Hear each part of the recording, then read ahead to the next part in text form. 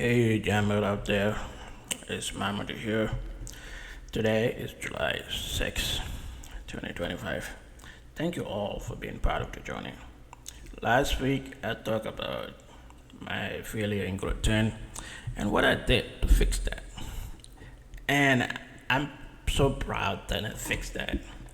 And it is not always, you know, comfortable to talk about a particular failure. But we should. We are all humans. We will fail and we will get up and we will get knocked down again and we will fail again.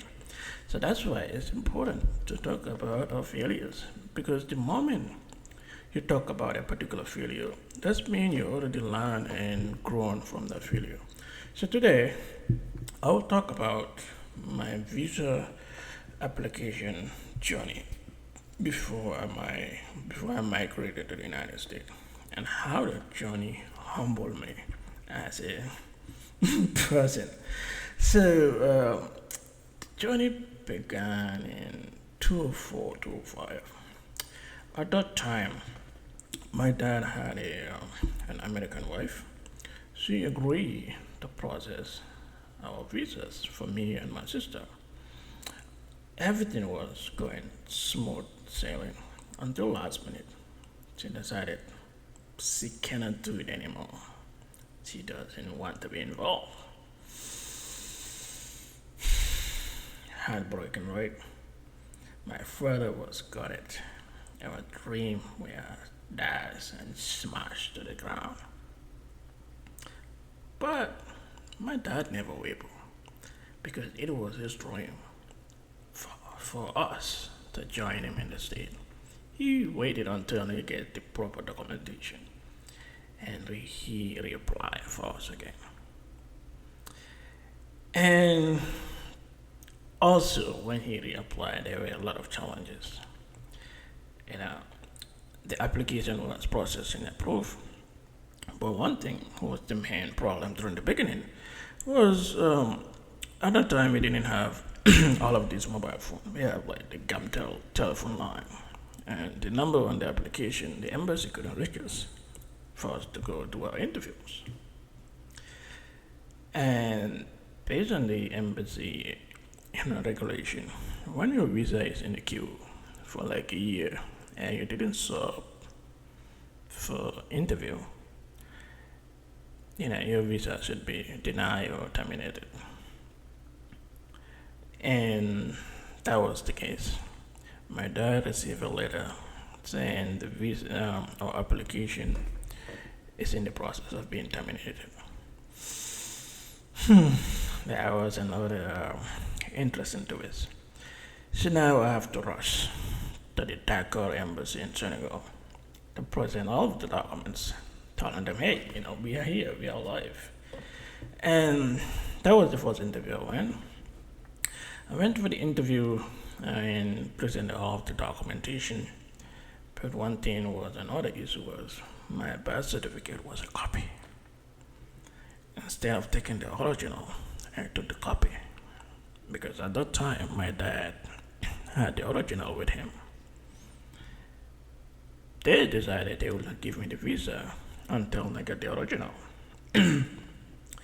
Now I have to go back to Gambia again and I prepare myself and come back. Then I went home and I do the necessary process to get another interview and come back with the original. And still, they say no. They will not give me the visa because the case is under review. I should go home and wait. They will call me. Yeah. And that was back in late 2009. And it took 2 years from that day until I get my visa. And within those period, I went to Senegal for 5 to 6 times. From going there during the medical for renewing the certificate of character. Sometimes just for going there because I'm just being persistent because they have no cause for them holding my visa. And that went on until around late 2020 11, until my dad said enough is enough. He flew from United States and he came and we went to the embassy together. He presented the case that, I should be given the visa or something else should be done. Because the visa cannot be just whole because nobody want to make a decision on my case. Luckily enough, he spoke to the ambassador and my visa was granted. And that's how I get the visa. But the things that happened to me from late 2009 to late 2011, that was a rough 2 years. Because at the time, I graduated from high school. And all my mind was just to travel, travel, travel.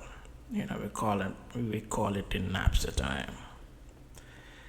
I didn't want to do nothing.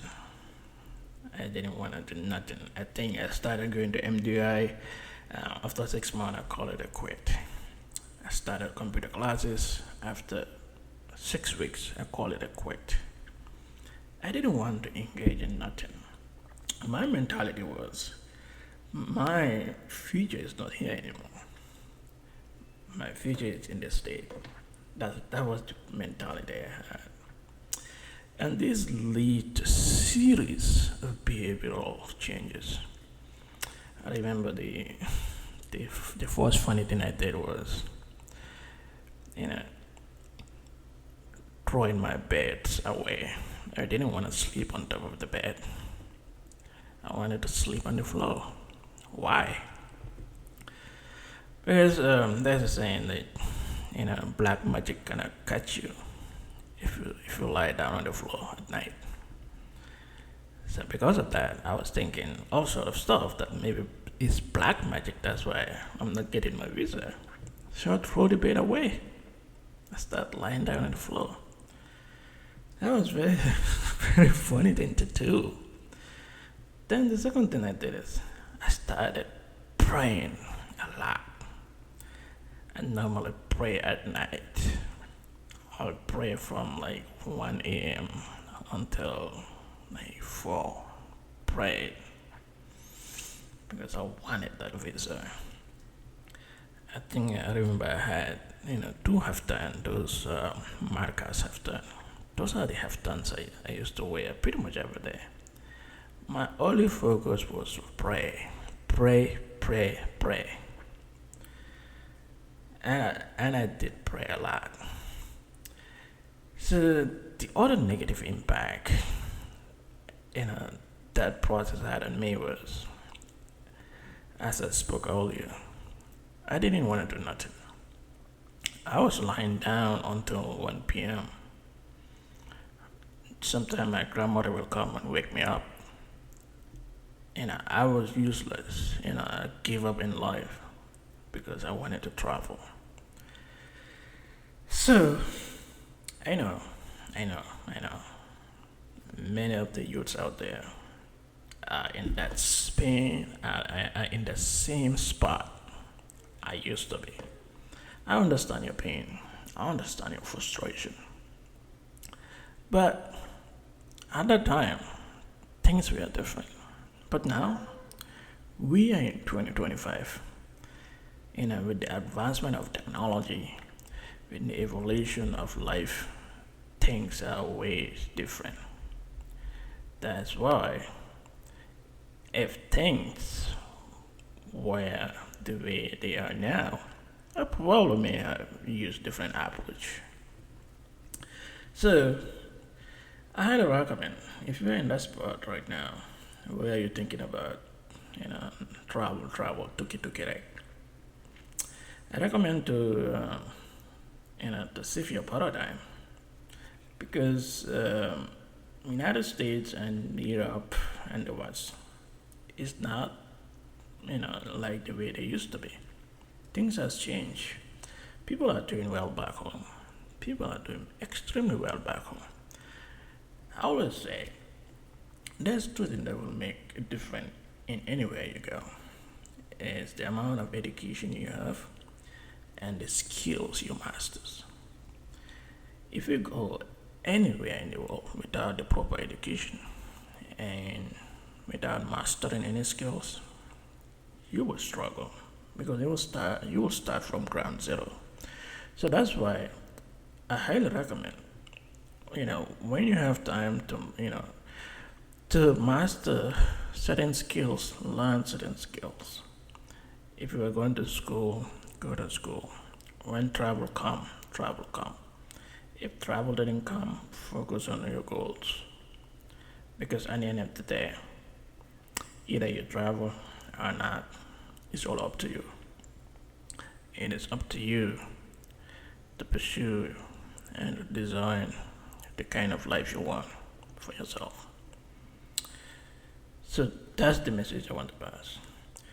Next week, I will talk about my rookie years in the United States and how sucked I was when I went for my interview for my first job in the United States. Thank you for watching. If you resonate with this message, please subscribe.